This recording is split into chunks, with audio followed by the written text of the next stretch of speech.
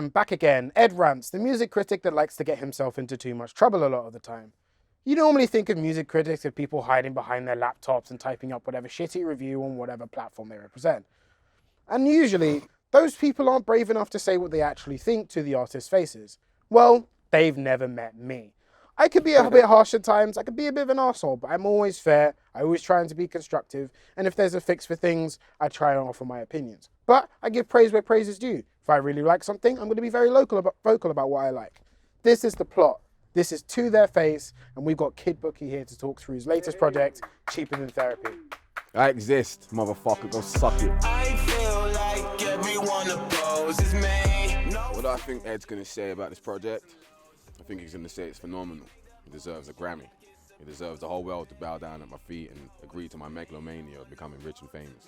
I feel like I'm going to disappoint a couple of you with this episode because, well, I'm actually a massive fan, so I'm going to be fanboying for a decent amount of this episode. But because I know how chaotic Kid Bookie's personality is, which is going to be really great for you guys to see for yourself and how that comes across in his music, we're going to need some trigger warnings. I think for absolutely everything: homoerotica, trauma, self-harm, suicide, drug addiction, alcohol addiction, just all of the above. Just trigger warnings for everything. Just, you're going to be triggered. I can't help you, I'm sorry, but at least I'm warning you. I'm trying to be nice. Into the concept of the album, which is Cheaper Than Therapy. So I feel like it kind of ties into like the coping mechanisms of how we deal with life and certain things that life throws at us all the time. Mm-hmm. Sometimes we turn to rage, or we turn to weed, we turn to liquor, we turn to relationships to depend on that sort of thing. Is that kind of how you were going into the project? Is that kind of the idea going into it? I guess in a way it's in the name, Cheaper Than Therapy, because I do not have that type of money to spend on a shrink or the NHS giving me it for free. I guess it was more like my my little cathartic journey of expression, you know? You go through like the train ride, you enter the tunnel, you either see the lights, you go through the darkness, you come out, and then you see the light again. And I feel like that's kind of what this was. It was like a journey through my own mind, my own mental, and even in the song titles of like just expressing who I am on wax sonically, you know, and without the hindrance of I have to make this because of this and I have to do this because of that. Or this sounds popping, so this sounds pop. Like, I literally have that thesis didn't even occur. That didn't even exist in my head, and it never has. So going into the intro for the tape, I think I found a way.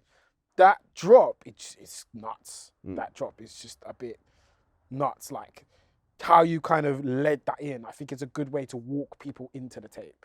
I feel like it's a good introduction of sound, because I think there's going to be some people that may not have listened to any rock or metal music before. So I feel like that song is kind of a good way to walk them in. Is that kind of your intention, or was that just like, okay, I think like this just informs a lot of what the tape is about? It's funny because when I first was recording that song, I was recording it in my studio, and my girl kept saying, "Bro, that song's really annoying." But it's because of the way I was, you know, but it was like stressful purposefully. So I was like, okay, like even though she said it, she didn't understand it. I was kind of making it that way because I think I found a way to make it on again. Like it's literally like just like weird playground kiddish intro opener. That's like with these like ding ding ding ding ding dings and then fucking it's like I said, it started it like to build up into this like screamo droppy shit just because, you know, I don't know, it wasn't a purpose, it wasn't like a conscious thing. It was just like I always like building something. It starts here, then we go up here. But it was more like I start those kind of paraphrases, and I think we found a way to make it up because it's supposed to be jestful. It's supposed to be jestful and warming to open up a CD in that manner. Then it goes very out of nowhere and just ruins your ears. Like, bang. So I was like, then because it eases into the next song, you know? Yeah. I feel like even then, just the idea of the first song, I think I found a way, it very much introduces the idea that this is a kind of just about how we use different coping mechanisms for life. It's like I think I found a way to make my life work. Legit. And literally, that's what the song's about. And I think that very much just brings the idea of what the whole tape is. So I know when I say I'm bringing everyone as well, it's kind of like, this is where we're all going. Where we're all going, because everyone has the same experience, but in a different way, because everyone's coping mechanisms are naturally different. Legit.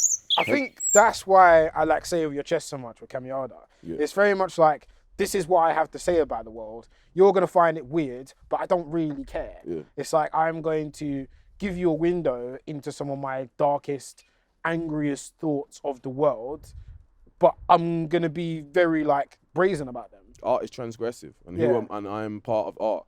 If I'm not being transgressive, then what purpose do I serve to this thing I'm doing? Yeah. It's ridiculous. I feel like in terms of comparisons with other artists, one of the artists I guess you're likely to be commonly compared to is like Scarlord or Ghostmane, for example. And I feel like this song is the closest one to that sound. And even then Camiada, from his other music, it kind of sits a bit more in that lane, I guess. Whilst I feel like you're more closer to a traditional rock artist or metal artist in that sense. But do you really actually feel any type of way of that? Do you really mind? Do you loathe being compared to them? Or do you like being compared to them because you feel like that's the realm you belong in? How does that feel, there's only the only positive of a comparison is that you're thrown in a field that you might want to be in. Other than that, contrast is there to just decide where we like it on the spectrum, you know? Yeah. So I get the Scarlords, I get the Ghostmanes and that, because we all do a type of music that got screamo, rock elements with this, that, and other, and hip hop, a few shit, because we all love the fusion of it. Yeah. I like that, you know, there is a scene of where we can all thrive and exist in, and we can all be like a spearhead for motherfuckers that don't really, you know, I guess everyone that, and I'm not just talking about, like, but I always say, like, to be a superhero, you know, you have to be being a superhero is just literally being yourself. And that's why, and you know, and people follow our superheroes. They think they're larger than life because you've been yourself, and now you look around you and like you feel like you're saving the world. And in a certain sense, that's why I believe with, you know, it's like a superhero-esque type of shit. You literally be who you gotta be. You don't hide. You say what you've got to say. You act what you're gonna say. You paint your nails black if you're feeling it. You put them blue if you want to do. You put your feet in a spa. You know, you jerk off to whatever the hell you want to jerk off. You jerk off to, you know what I'm saying? And you find out who the hell you're being through these kind of ways. You know, like, and I feel like this is where, you know, and in comparison, those people we're talking about, I feel like are very close to those kind of aspects. Yeah. Just being completely yourself. Like Ghostman, you push the boat out on Yeah, yourself. yeah, You know what I'm saying?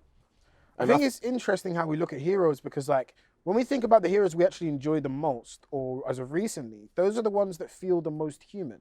Like some of them have superpowers, but there's a lot of scenes and different aspects of them that we see on screen that's like, that's actually quite familiar as Because a it's relatable. human being. That's relatable. why a lot of people feel like Daniel Craig is the best James Bond. I'll be real, I just watched my first James Bond the other day with that last Daniel Craig when he died. Spoiler alert! But, bro, he can kill John Wick. Yeah, I don't know about that. John Wick's pretty bad, man. He's pretty bad, man. Kill John Wick.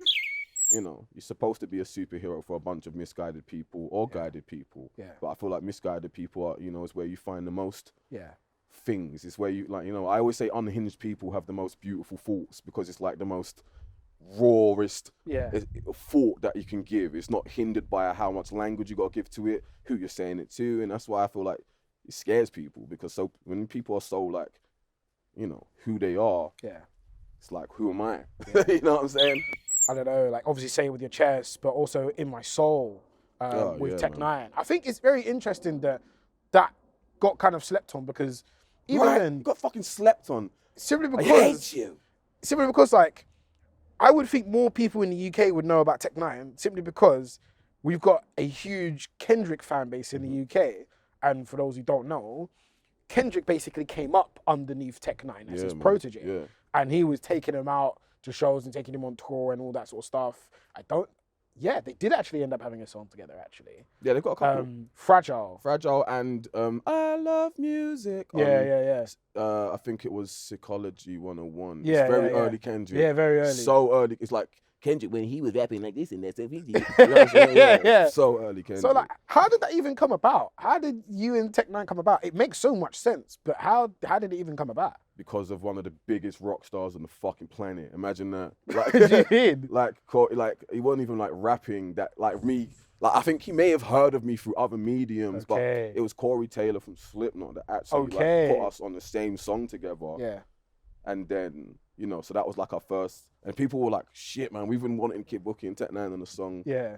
on for fucking ages, you know, and without Corey being the middleman to bring that fucking shit together, I don't actually think I would have a song with him. Okay. You know, I've commented a few times on his Instagram, like, yeah, that was dope, man. That was You sick. know what I'm saying? Like, is he actually going to notice me when it's It gone? wasn't, Maybe, you know, he didn't say, but it was when we did CMFT, shout out my big brother, Corey Taylor, buy Slipknot's new album coming soon, buy CMFT, buy anything that's to do with Slipknot, because they're fucking culture and we are culture, fuck yourselves.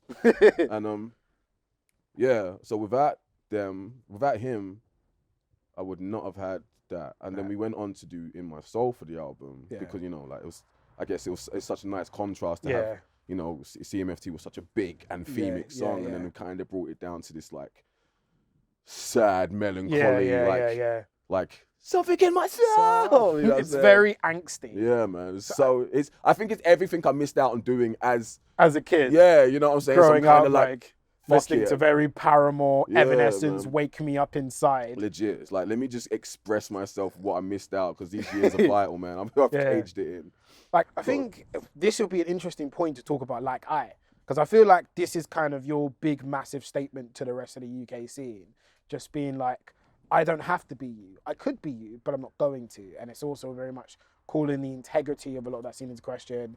And obviously, you've got quite a lot of punchlines that they would relate to, and it would be really interesting to see what would happen if that song got out in front of that audience more. So the kind of Ray Black, like Ambush was here, those sort of bars there, and kind of you're kind of calling out how a lot of rap music in the UK is very persona driven and very but also the people that are pushing it are very they're very consciously aware who they're pushing, but they have to have the cool pass, you know. I get to I like him. I live in Birmingham and shit, but I get to go London and be bad for the weekend. You know what I'm saying? Send a few texts and say, fuck you, bitch, to some girl on Instagram because I'm with a couple bad guys. You know what I'm saying? I feel like Lil Nas X, it's like, it really gives your dark sense of humor across. Yeah. And it's almost like, hey, here's me being a weirdo. Now you get to go home and feel good about you being normal. I love that's very much what that song is as a freestyle. It's like, I'm going to give you some wildly inappropriate homoerotic jokes on a meth freestyle. I would pound in Lil Nas's ass, you know what I'm saying? You know what I'm saying? That was just, I'm not even gay. So it's like, yeah, it's like you could go listen, like someone will go listen to that and then walk away and be like, oh yeah, cool. Like at least I know I'm not as weird as that guy. Like, do you know what I mean? It's almost the Scarface effect. Like I always related to that scene in Scarface where he's sitting in the restaurant and he's drunk off his fucking face. And it's like, you need people like me. So you can put your fucking fingers and say, I'm the bad guy. It's almost like that, but with you, it's like, okay, I be myself. So I'm going to be myself and I'm going to show that to all of you.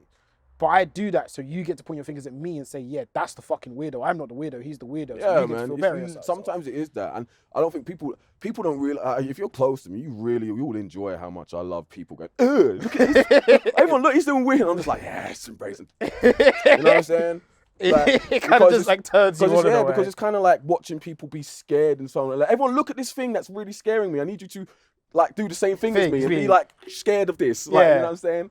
So but I feel like, you know, like I said, people are scared of their own thoughts. Like it's yours. You had it. Like embrace that part of you, man. Like don't run away from the idea that part of you doesn't exist, and then you'll be locked up and do for something on impulse, and then you're in prison for 10 years. You know what I'm saying?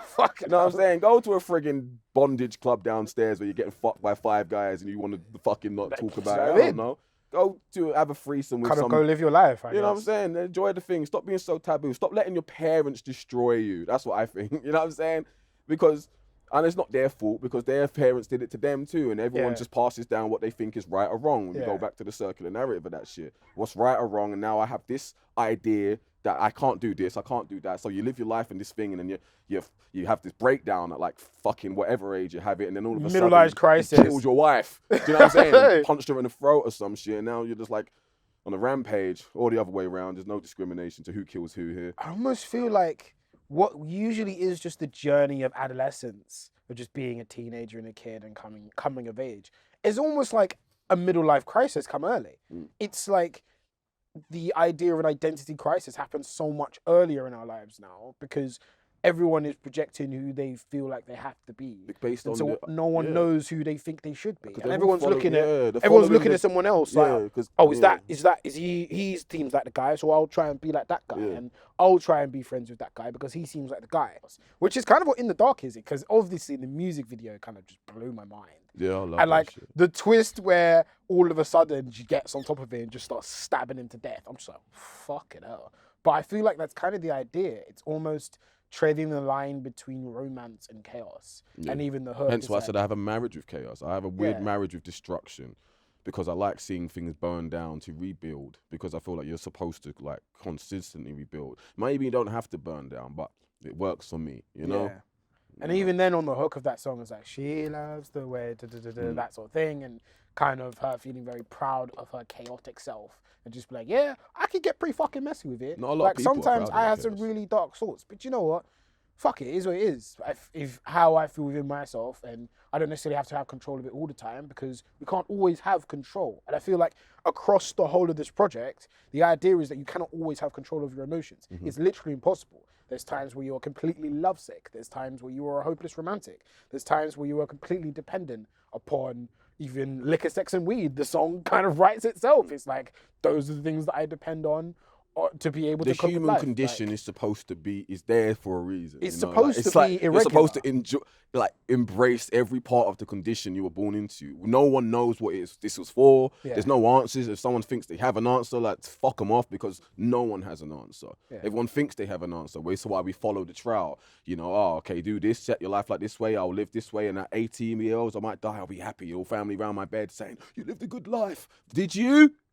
Or did Yeah. you manipulate everyone around you into thinking that's how we got to do it? Now you got the weird. I don't know, man. Yeah.